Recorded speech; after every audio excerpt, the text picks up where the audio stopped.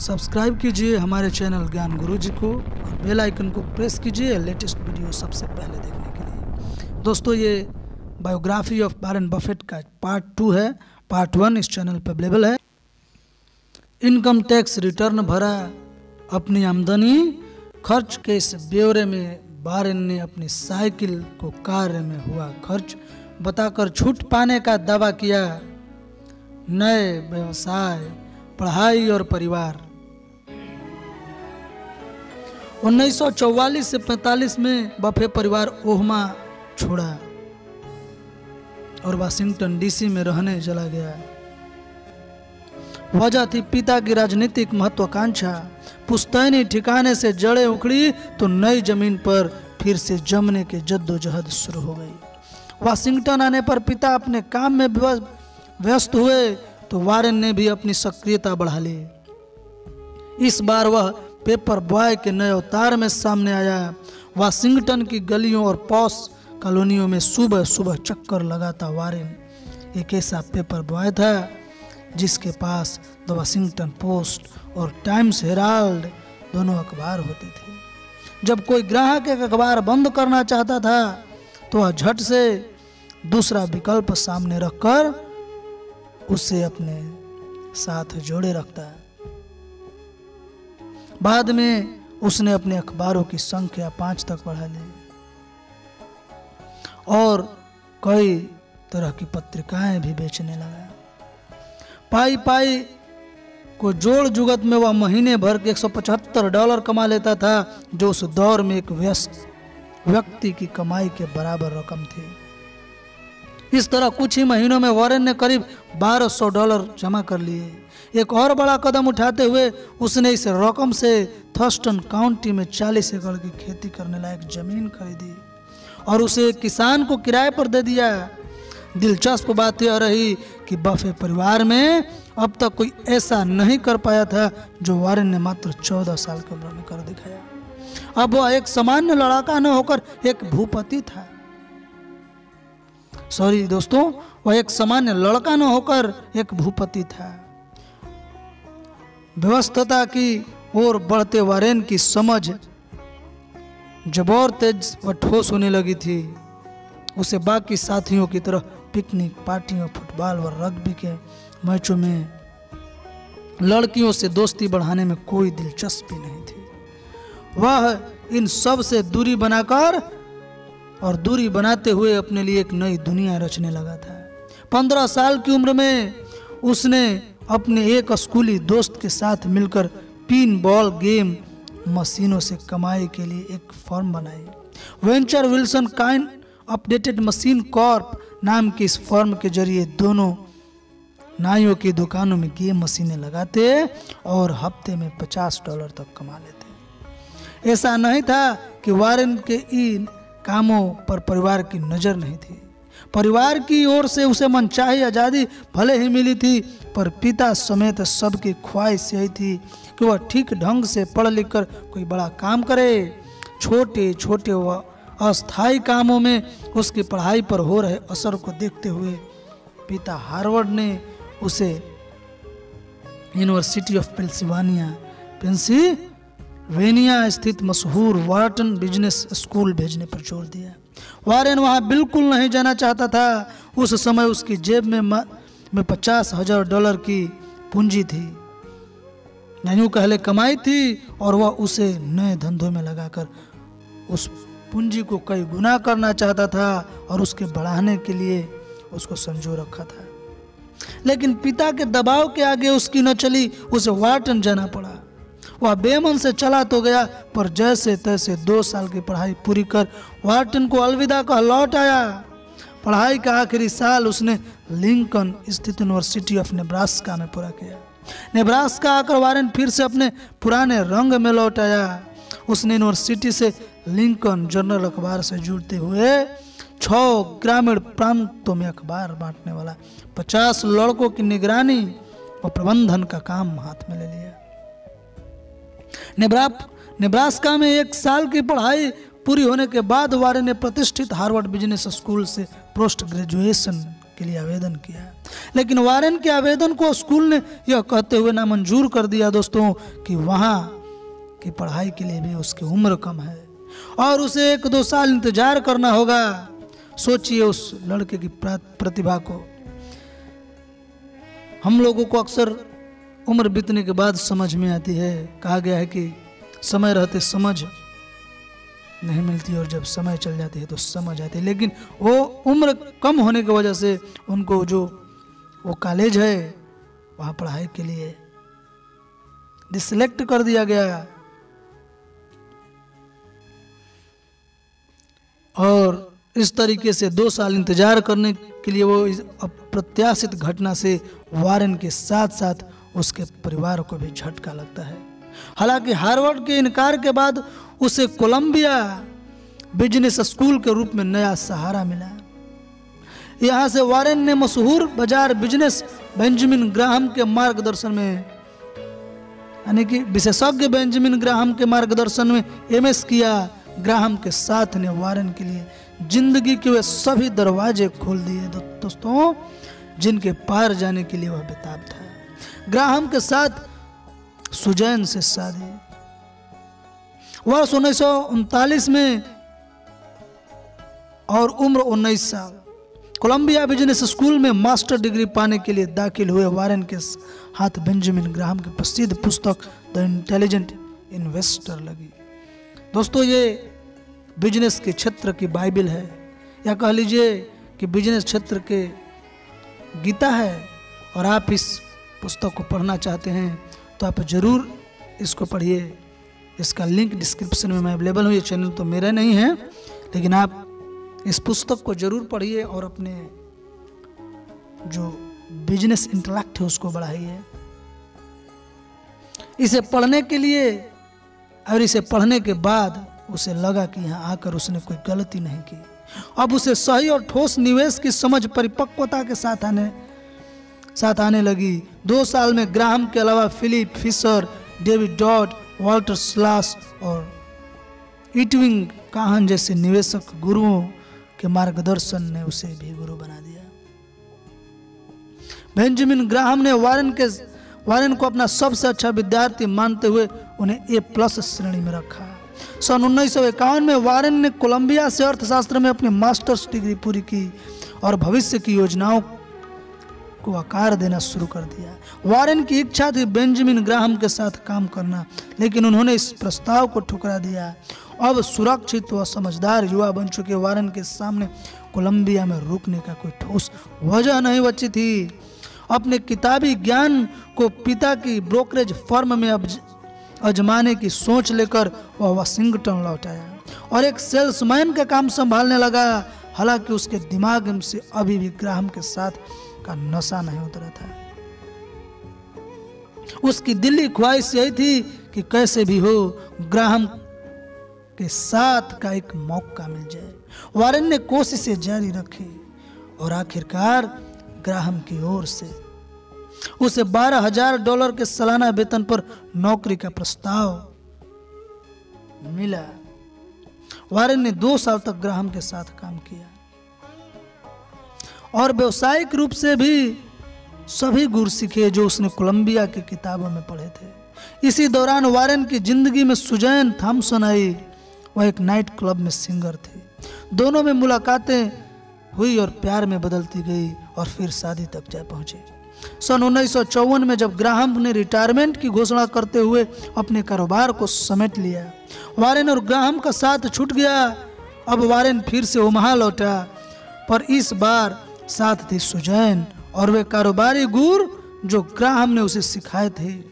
अब उसके सामने कारोबार और बाजार का खुला आसमान था, जहां वह चाहे जैसी उड़ान भर सकता था। दोस्तों, इस तरीके से शुरू होता है बफे एसोसिएट्स और बर्कशायर हैथवे। किस तरीके से वारेन अपने बर्कशायर हैथवे का जो ऑनरशिप अपने हाथ में लेते हैं, उसका मैनेजमेंट अपने कंट्रोल में लेते हैं, आगे की स्लाइड में देखते हैं। सन 1956 में वारेन ने बफे एसोसिएशन लिमिटेड नाम की एक साझा निवेश फर्म बनाई। इसमें बफे के अलावा उनके परिवार और मित्रों समेत कुल 8 साझेदार थे। फर्म में $1,05,000 वारेन के लगे और इतने ही बाकी साझेदारों के। करीब 13 साल तक चली साझा निवेश फर्म ने अच्छा प्रदर्शन किया और बफे के वॉल स्ट्रीट में एक पहचान दिला दी। इस साझा कारोबार के जरिए बफे ने 30% सालाना की दर से अपने निवेश को बढ़ाया, जबकि बाजार मात्र 7 से 11% दर तक बढ़ रहा था। इसके पीछे ग्राहम से सीखी निवेश रणनीति का अहम योगदान रहा। वॉरेन बफे के जीवन में बाहर बफे के प्रोफेशनल स्पान में जब पैसा बढ़ने लगा तो बफे का हौसला कुछ और नया करने की ओर बढ़ने लगा।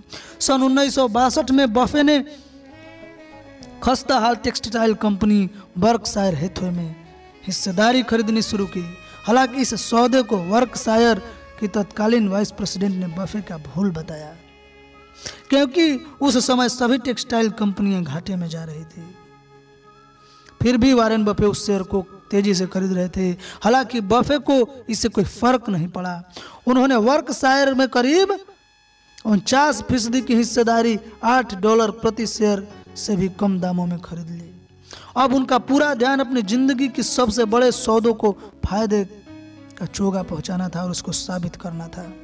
बफे ने कंपनी के अतिरिक्त धन से नए अधिग्रहण करने शुरू किए और पब्लिक कंपनियों में निवेश करना आरंभ किया। उनके हिट लिस्ट और कोर रणनीति में सबसे ऊपर इंश्योरेंस कंपनियां थी। अच्छे ट्रैक रिकॉर्ड की वजह से उन्हें सफलता के साथ सकारात्मक बाजार प्रतिक्रिया मिली। अब तक चार्ली मंगर उनके विश्वसनीय सहयोगी बन चुके थे। बेंजामिन ग्राहम के बाद चार्ली ने उन्हें सबसे ज्यादा प्रभावित किया। अब उनकी निवेश रणनीति ग्राहम के सिद्धांतों के साथ चार्ली के अनुभवों से भरी थी। धीरे धीरे बफे ने वर्कशायर को घाटे से उबार लिया। अब वह बफे की मुख्य कंपनी बन चुकी थी।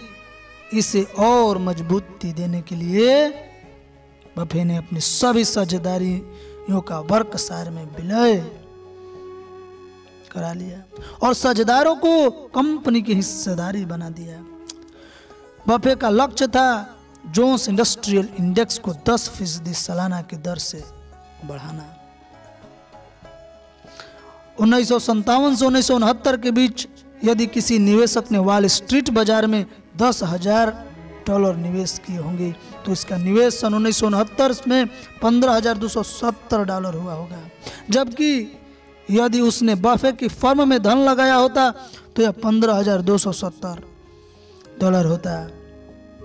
यह भी बफे का हिस्सा कम करने के बाद। इससे अंदाजा लगाया जा सकता है कि बफे ने अपने काम का आगाज किस गति से किया था। 70 के दशक में यह कहा जाने लगा कि वॉरेन बफे यदि किसी कंपनी में दिलचस्पी लेने लगे तो समझिए उसके शेयर 10% उस तक उछल जाएंगे। कुछ कंपनियों के मामले में यह सही भी साबित हुआ और वर्ष 1962 से 1980 के बीच वर्कशायर का शेयर $8 से $800 तक बढ़ा और बाद में 27 सालों में तो यह $1,000 तक पहुंचा। हालांकि उन्होंने अपना खर्चा सीमित रखा और पहले $50,000 और फिर $1,00,000 सालाना की तनख्वाह पर गुजारा जारी रखा। इसी विषय पर एक सहयोगी के सवाल का जवाब देते हुए उन्होंने कहा था कि मुझे जो भी मिलता है मैं उसका बड़ा हिस्सा वर्कशायर के साथ जोड़ देता हूं, बस कुछ हिस्से अपने पास रखता हूं। वर्कशायर की संपदा के सही उपयोग के बाद बफे ने इसकी यार्न मिल को बेच कंपनी का कायाकल्प कर दिया। उन्होंने इसे विशुद्ध होल्डिंग कंपनी बना दिया जिसका निवेश बाजार की ऐसी कंपनी में था जो अच्छी दर से फल फूल रहे थे। ऐसी कंपनियों में Washington Post, Coca Cola, Gillette, American Express जैसी बड़ी कंपनियां थी जिनमें बफे ने खास हिस्सेदारी यानी कोर होल्डिंग लेना शुरू किया था, वह भी लंबी अवधि के लिए। इसके साथ साथ वर्कशायर ने छोटी कंपनियों का अधिग्रहण जारी रखा। कंपनी के शेयर भी नई ऊंचाइयों की ओर बढ़ता रहा और बफे की संपदा भी नए कीर्तिमान बनाती रही। उनकी संपदा से आज भी अच्छे अच्छे रस्क कर सकते हैं। 20वीं सदी में पैदा हुए वॉरेन बफे को ओमाहा के संत के नाम से जाना जाता है। दोस्तों 21वीं सदी की उनकी पहचान महादानी की है। जून 2006 में उन्हें अपनी कुल संपदा का 83% यानी 83% हिस्सा परोपकार के कामों में लगी। बिल और मिलिंडा गेट्स की संस्था को दान में देने के अप्रत्याशित फैसला को लेकर दुनिया भर को चौंकाने वाला बफे की हिस्सा करीब $37 अरब यानी करीब 16,600 अरब रुपए है, जो कि दुनिया में किसी व्यक्ति द्वारा किया गया सबसे बड़ा दान है। एक समय था जब निजी प्लेन न होने के कारण अपने सीईओ समाज में वॉरेन मजाक का पात्र बन जाते थे। तब उन्होंने करीब $10 करोड़ एक कारपोरेट जेट प्लेन खरीदने में खर्च कर अपनी मितव्ययिता पर उठे सवालों का जवाब दिए थे। जाहिर है कि इस अथाह संपत्ति के मालिक का अपना सब कुछ परोपकार के नाम पर दान देना दुनिया को अचंभित करने के लिए काफी था। पत्नी, बच्चे और व्यवसाय। तो दोस्तों इस चैप्टर में हम लोग देखेंगे पत्नी, बच्चे और व्यवसाय। जहां एक और वॉरेन अपने व्यवसायिक जीवन में बुलंदियों से बात कर रहे थे, वहीं अपने घर में वे खुश नहीं थे। उनका वैवाहिक जीवन सुखी नहीं था और उसमें दरार आने लगी थी। 3 बच्चे और पत्नी वाला बफे परिवार वॉरेन की कुछ जिम्मेदारियों को लेकर संतुष्ट हो चला था। हालांकि बच्चे बड़े हो रहे थे पर उन्हें उतना समय नहीं दे पा रहे थे जितना उन्हें जरूरत थी। वे अपने कारोबार में पूरी तरह डूब चुके थे। नतीजतन सन 1977 में पत्नी सुजैन उन्हें छोड़कर सैन फ्रांसिस्को रहने चली गई। कुछ समय बाद दोनों ने औपचारिक रूप से तलाक भी ले लिया। हालांकि इसके बाद भी दोनों में करीबियां बनी रही। स्ट्रीट मिक्स नाम की एक वेट्रेस वॉरेन को पसंद करती थी। सुजैन के चले जाने के बाद स्ट्रीट ने वॉरेन के जीवन में सुजैन की कमी को पूरी करने की कोशिश की।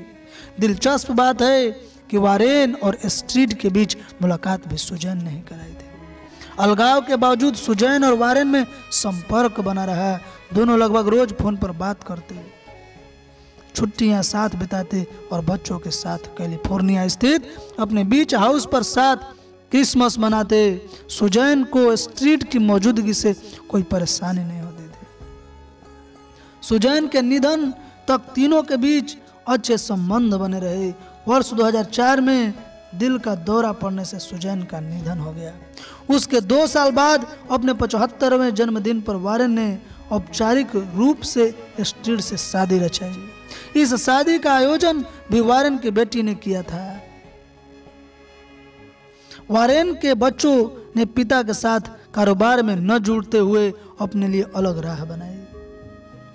ऐसा इसलिए भी कि बफे अपनी सारी संपदा को परोपकार के नाम पर दान देने का फैसला कर लिया था। उसका एक बेटा फोटोग्राफर है तो दूसरा संगीतकार। बेटी शादी करके अपने घर संभालने के साथ साथ बफे फाउंडेशन के जरिए परोपकार कर रही है। 80 साल की उम्र में वर्कशायर और बफे दोनों ही निवेश की दुनिया में स्वस्थ व सक्रिय हैं। निवेश करना हो या पैसा खर्चना, वॉरेन बफे बहुत ही अनुशासित हैं। और दोस्तों इस अनुशासन का प्रभाव वॉरेन बफे की जिंदगी पर आजीवन पड़ा है। और आप अनुशासन से संबंधित पुस्तक पढ़ना चाहते हैं तो मैंने उसका एक फुल वीडियो बना दिया है, ऑडियो बुक, यानी उसको वीडियो बुक कहिए। आत्म अनुशासन की शक्ति बहाना बनाना छोड़ दे। उसमें 15 तरीके के और 15 क्षेत्र के मोस्ट डिसिप्लिन की चर्चा की गई है। सॉरी, थोड़ा सा कला में प्रॉब्लम है दोस्तों। तो आप किन किन क्षेत्रों में अनुशासन की जरूरत है, आप उसका लिंक डिस्क्रिप्शन में अवेलेबल है। आप अगर देखना चाहते हैं, अनुशासन को सीखना चाहते हैं कि कब और कहाँ जरूरत है, तो आप जरूर उसको देखिए और चैनल को लाइक सब्सक्राइब कर दीजिए। शेयर बाजार के इतने बड़े और अनुभवी खिलाड़ी होने के बावजूद उन्होंने थोड़े फायदे के लिए कभी लालच नहीं किया। उन्होंने वर्कशायर की अपनी साझेदारी में एक भी शेयर नहीं बेचा। अपनी तीनों बच्चों को वे साल से क्रिसमस पर मात्र $10,000 दे रहे थे, वे भी टैक्स में छूट के लिए। वे जब उन्हें किसी भी तरह से मदद करते हैं तो उसके लिए बकायदा लिखित दस्तावेज बनता है। एक दिलचस्प वाक्य में जब उनकी बेटी ने एयरपोर्ट पर पार्किंग के लिए $20 मांगे तो इसके लिए भी उन्होंने एक चेक काट कर दिया। वारेन ओमाहा में अपने उसी 40 साल पुराने घर में रहना ज़्यादा पसंद करते हैं जो उन्होंने $31,000 में खरीदा था। इतनी मशहूर हस्ती होने के बावजूद वे सहज हैं और ओमाहा के लोग उन्हें घेरे नहीं रखते। उन्हें अपने साथ बॉडीगार्ड रखने की भी जरूरत नहीं है और या उसे रखना भी पसंद नहीं करते हैं। दोस्तों, अब हम लोग चलते हैं वारेन बफेट के बचपन की ओर और इस अध्याय में हम लोग देखेंगे बचपन वारेन की कैसे बीते थे। तो जून 1943 में 13 वर्षीय बालक वारेन बफेट अपने 2 साथियों के साथ वाशिंगटन डीसी के हिटविकिंग में स्थित अपने घर से भागकर पेंसिल्वेनिया में हर्सी नामक स्थान पर पहुंचता है, जहां तीनों बालक गोल्फ कोर्स में कैडिज का काम हासिल करना चाहते थे। हर्सी के एक होटल में तीनों ने रात बिताई। अगली सुबह कुछ पुलिसकर्मियों ने उन बालकों से पूछताछ की। बालकों का जवाब सुनकर पुलिसकर्मी संतुष्ट होकर चले गए। इसके बाद बालकों ने अपने अपने घर लौटने का फैसला किया। वारेन के पिता नेब्रास्का के ओमाहा क्षेत्र से पहली बार अमेरिकी संसद में जनप्रतिनिधि के रूप में चुने गए थे। जब जनवरी में बफे परिवार वाशिंगटन में रहने के लिए आया तब 8वीं की पढ़ाई पूरी करने के लिए वारेन ओमाहा में अपने दादा दादी और आंटी के पास ठहरने की इजाजत दी गई। अब पिछले ही वर्ष वारेन ने वाशिंगटन में एलिस डीज जूनियर स्कूल से 9वीं की पढ़ाई पूरी कर ली थी। अब वाशिंगटन के माहौल का आदी हो चुका था। पढ़ाई के मामले में वह औसत विद्यार्थी था। इस वर्षों में वाशिंगटन पोस्ट नामक अखबार बेचते हुए उसने अपना व्यवसाय जमा लिया था। दोस्तों, इसी दौरान वारेन के पिता ने अब उसके सामने एक चुनौती रखी। वारेन को पढ़ाई में बेहतर नंबर हासिल करने होंगे अथवा अखबार बेचने का धंधा उसे बंद करना पड़ेगा। ये उसके पिता की कंडीशन थी दोस्तों। और वारेन को धन अर्जित करना अच्छा लगता था। कुछ महीनों के भीतर जहां उसने मन लगाकर पढ़ाई की और अपने प्रदर्शन में सुधार किया, वहीं अखबार के धंधे का विस्तार करते हुए ग्राहकों तक 5 अखबार पहुंचाने लगा। जो ग्राहक वाशिंगटन पोस्ट नहीं लेना चाहते थे उन्हें वह टाइम्स हेराल्ड देता था। सन 1945 में वह हर महीने $175 कमा रहा था। यह रकम कई वयस्कों के मासिक वेतन के बराबर थी। इसी साल गर्मियों में जब वारेन ने अपने परिवार के साथ ओमाहा गया तो वह 14 साल की उम्र में उसने नेब्रास्का की 40 एकड़ कृषि भूमि खरीदने का फैसला किया। अपने अखबार के व्यवसाय से कमाई गई राशि में से $1200 चुकाकर उसने जमीन खरीद ली और उसे एक किसान को किराए पर दिया तथा इस तरह दुनिया का सबसे सफल निवेशक का कैरियर शुरू होता है। दोस्तों, वारेन एडवर्ड बफे का जन्म 30 अगस्त 1930 को ओमाहा में हुआ था। पिता की तरफ से उसके पूर्वज फ्रांसीसी यूगोनोट्स मूल के थे जो सन 1600 में अमेरिका में आकर बस गए थे। वर्ष 150 वर्षों तक लॉन्ग आइलैंड के हंटिंगटन इलाके में खेती बाड़ी करते रहे थे। उसमें से एक सिडनी के होमेन बफे के पश्चिमी की तरफ में जाकर नई जिंदगी शुरू करने का फैसला किया। यह सन 1867 की बात थी जब गृह युद्ध समाप्त हुआ था और अमेरिका के पश्चिम की तरफ विस्तार हुआ। सिडनी प्रमुख शहर ओमाहा पहुंच गया। मिसूरी नदी के किनारे लकड़ी से निर्मित घर नजर आ रहे थे और सामने समतल भूमि दिखाई दे रही थी। सिडनी ने वहां पहले स्टेज कोच ड्राइवर की नौकरी की। उसके बाद एसएच बफे ग्रोसरी स्टोर खोल लिया। 3 महीने पहले ही देश के पूर्व और पश्चिम इलाके की रेल मार्ग से जोड़ा जा चुका था। ओमाहा शहर की समृद्धि बढ़ती जा रही थी और इसके साथ ही एसएच बफे ग्रोसरी शॉप का कारोबार भी अच्छी तरह चलने लगा था। वर्ष 1870 में ओमाहा में आकर लोग बसने लगे थे और रेल मार्ग बन जाने की वजह से दोनों तरफ के यात्री वहां पहुंचने लगे थे।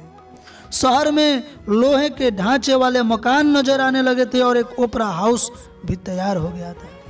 एच बफे होटलों, रेस्टोरेंट में और घरों में खाद्य पदार्थों की आपूर्ति करते थे।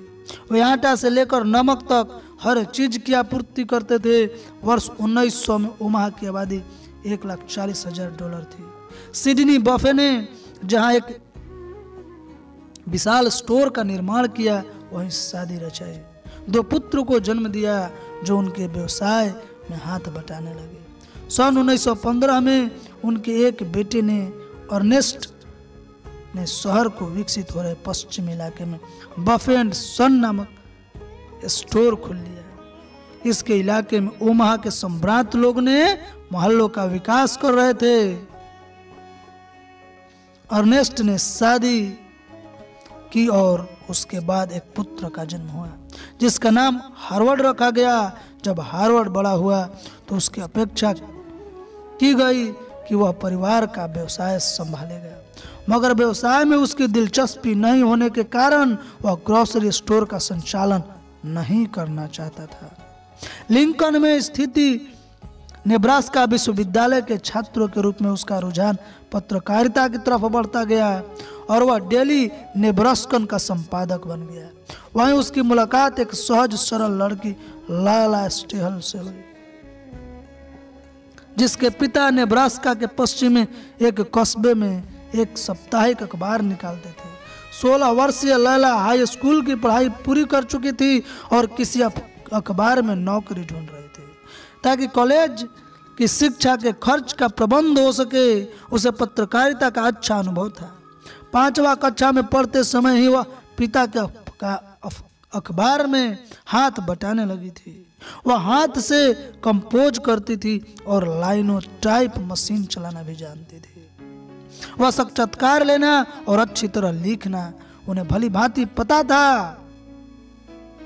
हर बृहस्पतिवार को वह छपाई मशीन चलाकर अखबार छापती थी। हार्वर्ड ने उसे काम पर रख लिया और फिर उसे लैला से प्यार भी हो गया। तो दोस्तों, आज का वीडियो यहीं तक। मुझे दीजिए इजाज़त।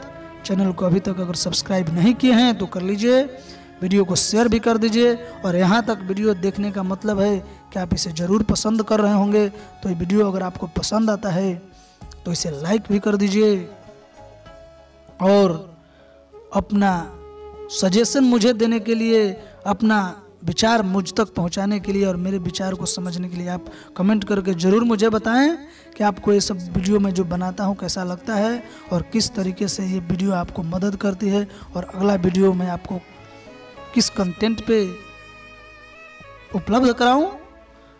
तो चलते हैं, अगली वीडियो में फिर मिलेंगे। जय श्री राम, जय हिंदुस्तान। अपना ख्याल रखिए, खुश रहिए।